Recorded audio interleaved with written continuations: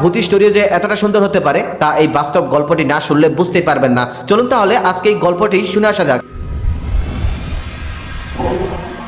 রাত্রি তখন 12:30, চারদিক ঘুটঘুটে অন্ধকার, নির্জন মাঠের মাঝখান দিয়ে সরু একটা রাস্তার পাশ দিয়ে ছোট ছোট গাছ, চারদিক ঝিঝি পোকায় ডাকছে। সেই নির্জন রাস্তার ভিতর দিয়ে শ্রীকান্ত সাহেব একাই হেঁটে হেঁটে যাচ্ছে। তার এক হাতে একটি ব্যাগ, অন্য হাতে একটি লাইট। ভূতকে শ্রীকান্ত বাবু কখনোই ভয় পায় না, কিন্তু সেই নির্জন রাস্তা দিয়ে সাপ খোপ পোকামাকড় থাকতে পারে, এটাই তার ভয়। সেই ভয়ে শ্রীকান্ত বাবু একটু চিহ্নিত। মনে মনে ভাবতেছে, বিলাস বাবু যা বলেছে ঠিকই বলেছে, আজকে রাতে না ফিরলেও পারতাম, তার বাড়িতে আজকে রাতটা থেকে আসতেও পারতাম। এভাবেই বিভিন্ন কথা ভাবতে ভাবতে শ্রীকান্ত বাবু হেঁটে চলছে গোবিন্দপুরের গ্রামের দিক। এভাবেই কিছু দূর যাওয়ার পর শ্রীকান্ত বাবুর হঠাৎ মনে হলো ওই মেঠো রাস্তায় তার পিছন পিছন কে যেন আসতেছে। শ্রীকান্ত বাবু তখন থমকে দাঁড়ালেন, পিছন দিকে তাকালেন, তবে কাউকে দেখতে পারলেন না। এদিক সেদিক লাইট মারলেন, কাউকেই দেখতে পারলেন না। চারদিক শুধুই অন্ধকার, কোথাও কাউকে দেখতে পারলেন না। শ্রীকান্ত বাবু আস্তে আস্তে আবার হাঁটা ধরলেন। কিছু দূর যাওয়ার পর তিনি আবার অনুভব করলেন তার পিছন পিছন কে যেন হেঁটে আসতেছে। ঠিক এরকমই আওয়াজ তার কানে বাজতেছে। আবারও তিনি পিছন দিকে তাকালেন, কিন্তু কোথাও কেউ নেই। চারদিক শুধু অন্ধকার আর অন্ধকার। এবার তিনি একটু ভয় পেয়ে গেলেন। মনে মনে ভাবতে থাকলেন, কেন এমন হচ্ছে?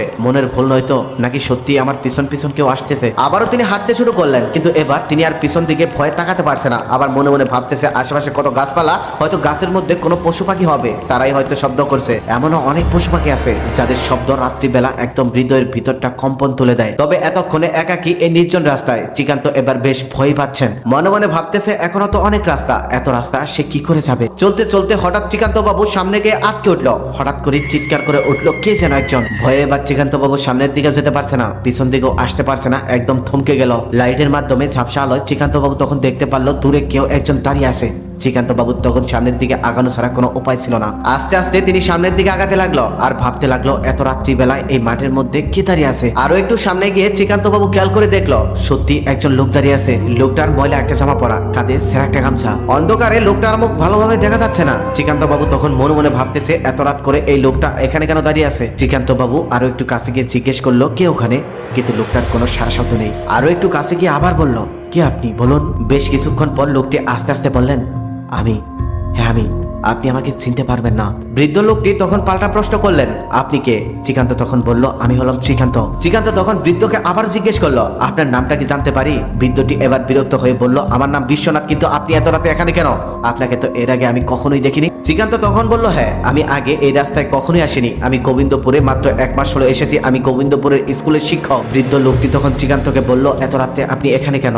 এখানে তো এত রাত্রে কেউ আসে না। শ্রীকান্ত বাবু তখন বলল, আমাদের স্কুলের একজন শিক্ষক প্রভাস বাবু, ওনার বাড়িতে একটি নিমন্ত্রণ ছিল, সেই নিমন্ত্রণ খেতে গিয়ে আমার ফিরতে একটু দেরি হয়ে গেছে। আচ্ছা আপনার বাড়ি কোথায়? এই গোবিন্দপুরেই। বৃদ্ধটি তখন বলল, হ্যাঁ। শ্রীকান্ত বাবু তখন বৃদ্ধকে বলল, তাহলে চলুন, আমি তো গোবিন্দপুরের উপর দিয়ে যাব, আমরা দুজন একসাথেই চলে যাই। কিন্তু শ্রীকান্ত বাবু মনে মনে ভাবছে, একজন বৃদ্ধ মানুষ এত রাতে মাঠের মধ্যে একা একা কি করছে? শ্রীকান্ত বাবু তখন তাকে আবার জিজ্ঞেস করলো, আপনি এত রাতে এখানে কি করছেন? বৃদ্ধটি তখন বলল, এই জমিগুলো আমার, আমি এখানেই থাকি, এই জমিগুলো পাহারা দেই। শ্রীকান্ত বাবু তখন বলল, কিন্তু এত রাতে? লোকটি তখন বলল, হ্যাঁ আমি সারা রাতে এখানে থাকি, আর আমার এই ফসলগুলো পাহারা দেই। শ্রীকান্ত বাবু তখন বলল, কিন্তু এত রাতে কেন? লোকটি তখন বলল, হ্যাঁ আমি সারা রাতে পাহারা দেই, ফসলগুলো পাহারা দিয়ে রাখি। ভদ্রলোক তখন ওইদিকে অনেকগুলো জমি দেখিয়ে বলল, এই সমস্ত জমি আমার। শ্রীকান্ত বাবু তখন তাকে জিজ্ঞেস করলো, আপনি সারা রাতে যদি এখানে থাকেন তাহলে আপনি ঘুমান না? ভদ্রলোক তখন বলল, না ঘুমাই না, আমার অভ্যাস হয়ে গেছে। শ্রীকান্ত বাবু তখন আবারও বলল, এদিকে কি অনেক চুরি হয়? ভদ্রলোকটি তখন বলল, তেমন কিছু না, তারপরও আমি থাকি, আমি পাহারা দেই। কথাটা শেষ করে সেই বৃদ্ধ লোকটি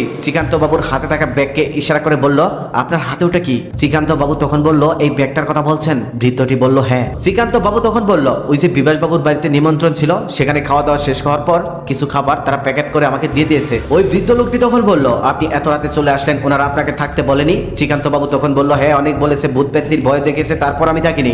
আমি আসলে ভূত পেত্নি তেমন একটা বিশ্বাস করি না, ওগুলো ভয় পাই না, কিন্তু সাপ পোকামাকড় খুব ভয় পাই, এই জন্যই একটু ভয় আছি, তাছাড়া কোনো সমস্যা নেই আমার। শ্রীকান্ত বাবু তখন ওই বৃদ্ধকে জিজ্ঞেস করলো, আপনি কখন আসছেন? আপনি কি রাতের খাবার খাইছেন? বৃদ্ধটি বলল, না। শ্রীকান্ত বাবু তখন বলল, কেন খাননি? বৃদ্ধ লোকটি তখন বলল, আমার তো কেউ নেই, বাড়িঘর নেই, কে আমাকে খাবার রেঁধে দিবে, কে আমাকে খাওয়াবে? শ্রীকান্ত বাবু তখন বলল, তাহলে কি আপনি আজকে সারা রাতে না খেয়ে থাকবেন? বৃদ্ধটি তখন বলল, হ্যাঁ। তখন শ্রীকান্ত বাবু বলল, আমার কাছে খাবার আছে, এই খাবারগুলো আপনি খাবেন? ওই বৃদ্ধ লোকটি তখন বলল, আপনি দিলে খাবো।